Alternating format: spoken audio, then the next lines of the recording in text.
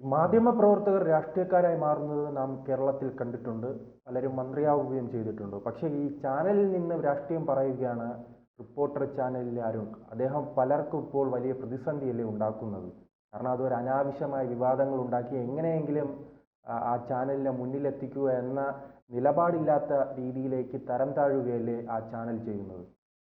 അല്ല, ഈ സമീപകാലത്താണ് ഇങ്ങനെ ഈ ചാനലുകൾ വളരെ പ്രത്യക്ഷമായിട്ട് ഈ പൂർണ്ണമായിട്ടും രാഷ്ട്രീയ പാർട്ടികൾക്കുള്ള പിന്തുണ പ്രഖ്യാപിക്കുന്നത്. അത് എന്ത് തോന്നിവാസത്തിനായാൽ പോലും അത്തരത്തിൽ ഒരു തുറന്ന പിന്തുണയാണത് കൊടുക്കുന്നത്. ഈ പണ്ടുകാലത്ത് പത്രപ്രവർത്തകരൊക്കെ തന്നെ അവർക്ക് വളരെ അതിനകത്തൊരു ആരോഗ്യകരമായിട്ടുള്ള രീതിയിലായിരുന്നു. അല്ല, അവർ സമൂഹത്തിന് ഒരു മാതൃകയായിരുന്നു. പിന്നെ ഇപ്പോൾ പറയും ചില പത്രങ്ങളൊക്കെ, ഇപ്പോൾ മനോരമ പോലുള്ള പത്രങ്ങളൊക്കെ ഈ കമ്മ്യൂണിസ്റ്റുകാർക്ക് എതിരായിട്ടാണ്, കമ്മ്യൂണിസ്റ്റ് ഭരണത്തെ വീഴ്ത്താനുള്ള, ശരിയാണ്, അതിൻ്റെ ഒരു ആരോഗ്യകരമായിട്ടുള്ള ഒരു സമീപനമായിരുന്നു നടത്തിയിരുന്നത്.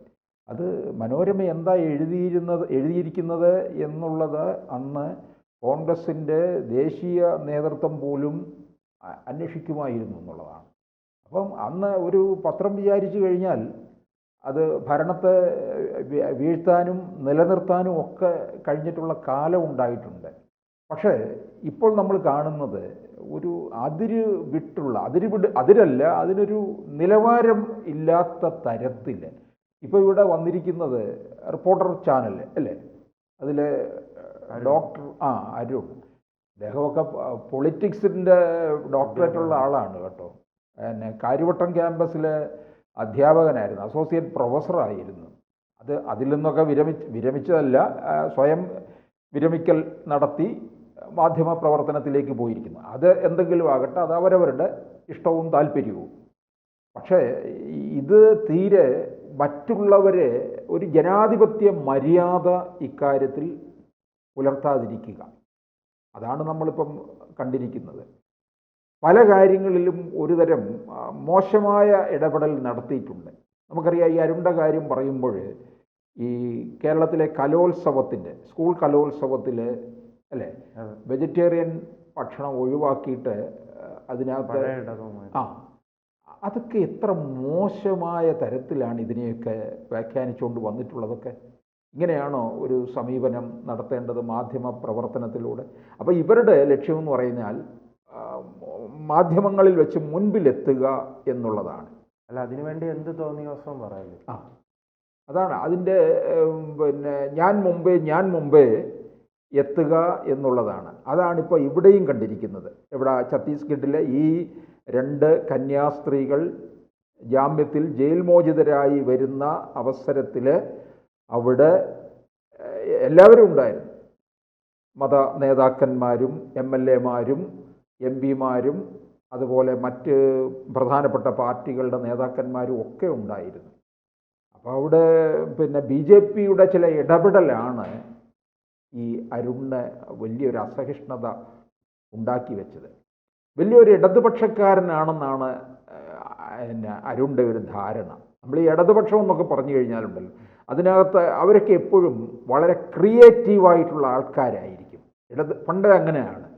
ഇടതുപക്ഷത്ത് നിൽക്കുന്നവരൊക്കെ തന്നെ, എഴുത്തുകാരൊക്കെ ഇടതുപക്ഷ സ്വഭാവക്കാരാണ്, ഇടതുപക്ഷ സഹയാത്രികരാണ്. അത് മിക്കവാറും പലരും അങ്ങനെയാണ് ധരിച്ച് വെച്ചിരിക്കുന്നത്. കലാകാരന്മാരും എഴുത്തുകാരും ചിന്തകരും ഒക്കെ തന്നെ ഇടതുപക്ഷ സഹയാത്രികരാണ്. ഇപ്പം പരിഷത്തിൻ്റെ പ്രവർത്തകരൊക്കെ തന്നെ അവർ പക്ഷേ ഒരുപാട് കാര്യങ്ങൾ തിരുത്തി കൊടുക്കുന്നവരുമാണ് കേട്ടോ. ഇപ്പോൾ കേരളയിൽ വന്ന സമയത്ത് പരിഷത്തിലുള്ളവർ അതിനകത്ത് ശക്തമായിട്ടുള്ള ഇടപെടൽ നടത്തിയേ. അത് കേരളയിൽ ഉണ്ടാക്കാൻ പോകുന്ന ഭവിഷ്യത്ത് എന്തൊക്കെയാണെന്ന് കൃത്യമായിട്ട് അത് പറഞ്ഞു എന്നുള്ളതാണ്. അതിനകത്ത് സർക്കാരിനെ വിമർശിച്ചു. CPM പാർട്ടി എടുക്കുന്ന നിലപാടിനെ അവർ ചോദ്യം ചെയ്തു. പരിഷത്തൊക്കെ ശക്തമായി ഇടപെട്ട് കഴിഞ്ഞപ്പോൾ ഇന്ത്യയിൽ തന്നെ ഇടതുപക്ഷം ഒരു തിരുത്തൽ ശക്തിയായിരുന്നു എന്നുള്ളതാണ്. ഇടതുപക്ഷത്തിൻ്റെ വാക്ക് കേൾക്കാനായിട്ട് ഭരണകൂടം തയ്യാറാകും.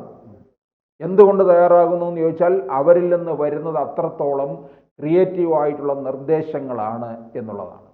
ഇപ്പം ഈ തരത്തിലുള്ള ഈ തരംതാണ് ഈ ഒരു തരം ഈ ജൽപ്പനങ്ങൾക്ക് വേണ്ടിയാണ്. ആദ്യം കോൺഗ്രസ് പ്രവർത്തകർ നേതാക്കളുമാണ് ഇദ്ദേഹത്തിനെതിരെ രംഗത്ത് വന്നിരുന്നത്. ഇപ്പോൾ അവസാനത് അനൂപ് ആന്റണിയുമായി ബന്ധപ്പെട്ടുണ്ടായ വിവാദത്തിലാണ് ഇപ്പോൾ BJP പ്രവർത്തകർ മുഴുവൻ ഇദ്ദേഹത്തെ തെറിവിളിക്കുന്ന രീതിയിലേക്ക് മാറിയിട്ടുണ്ട്. അതിന് മാധ്യമപ്രവർത്തകരെ എല്ലാം ബാധിക്കുകയല്ലേ ഇദ്ദേഹം ഇങ്ങനെ ഉണ്ടാക്കുന്ന പ്രശ്നങ്ങൾ?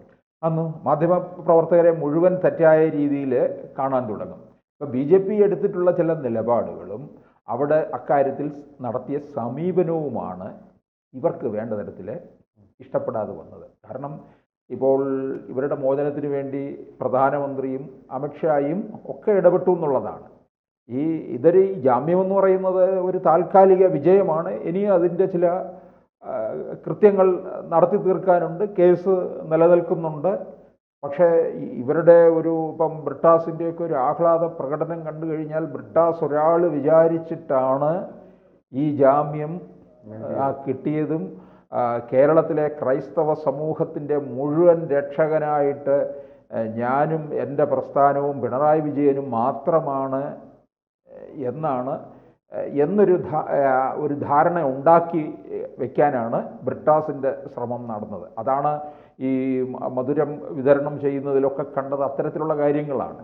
പക്ഷേ ഇവിടെ നിന്ന് പല ക്രൈസ്തവരുടേതായ കാര്യങ്ങളൊന്നും പാർലമെൻറ്റിൽ മറ്റ് അവസരങ്ങളിൽ ഉന്നയിക്കുന്നതിലൊന്നും ഇവരാരും വലിയ താല്പര്യം കാണിച്ചിട്ടില്ല എന്നുള്ളതാണ്. നമുക്ക് ഈ അവസരത്തിൽ ഓർക്കേണ്ട മറ്റൊരു കാര്യമെന്ന് പറയുന്നത് ജോസഫ് മാഷിൻ്റെ കൈവെട്ടിയ കാര്യമാണ്. അതൊരിക്കലും നമുക്ക് മറച്ചു വയ്ക്കാൻ പറ്റത്തില്ല, മറക്കാനും കഴിയത്തില്ല. അത് പോലും അന്ന് ആ പോപ്പുലർ ഫണ്ടുകാരെ ന്യായീകരിച്ചവരാണ് ഇവരുടെ ഈ പ്രസ്ഥാനം എന്നുള്ളത് നമ്മൾ ഓർക്കണം. പിന്നെ പോപ്പുലർ ഫണ്ടുകാർ കേരളത്തെ മുഴുവൻ മുദ്രാവാക്യത്തിലൂടെ ഭയപ്പെടുത്തിയില്ലേ? അതിനെയൊക്കെ പിന്തുണച്ച് നടന്നവരില്ലേ? നേരിട്ടല്ലെങ്കിൽ പോലും അവർക്ക് വേണ്ട തരത്തിലുള്ള സംരക്ഷണം കൊടുക്കുകയൊക്കെ ചെയ്തിട്ടുള്ളത് അവിടെ നിന്നിട്ടുള്ള ഇടത് വലത് മുന്നണികളൊക്കെ തന്നെയാണ്. ഇപ്പോഴാരുടെ കൂടെയാണ് നിൽക്കുന്നതെന്ന് നമുക്കറിയാം.